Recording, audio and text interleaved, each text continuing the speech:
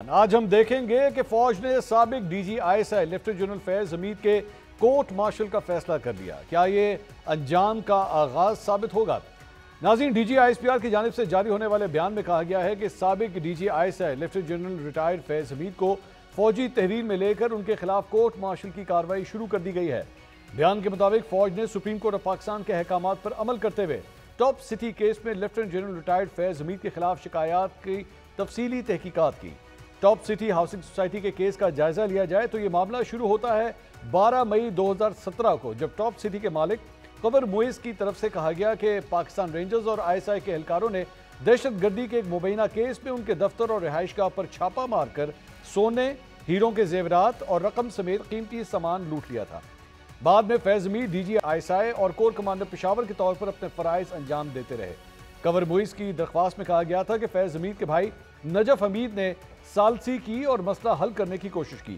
فیض حمید نے قمر موئز کے ان کے کزن کے ذریعے ملاقات کا بندوبست کرنے کے لیے رابطہ کیا، جو کہ فوج میں ایک بریگیڈیئر ہیں۔ درخواست میں مزید کہا گیا کہ آئی ایس آئی کے ریٹائرڈ بریگیڈیئر نعیم فخر اور ریٹائرڈ بریگیڈیئر غفار نے مبینہ طور پر درخواست گزار کو 4 کروڑ نقد ادا کرنے اور کچھ مہینوں کے لیے ایک نجی چینل کو سپانسر کرنے پر مجبور کیا۔ نومبر 2022 میں لیفٹیننٹ جنرل فیض حمید نے قبل از وقت ریٹائرمنٹ لے لی۔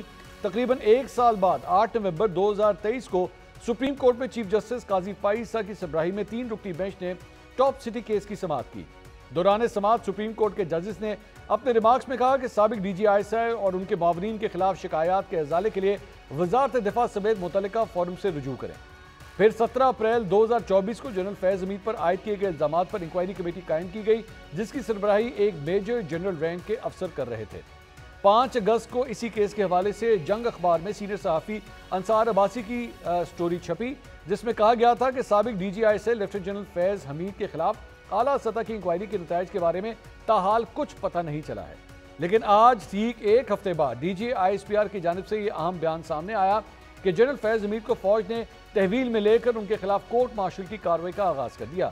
لیکن کیا یہ پایہ تکمیل تک پہنچ جائے گی یا پھر کچھ عرصے بعد کلین چٹ دے کر معاملہ نپٹا دیا جائے گا؟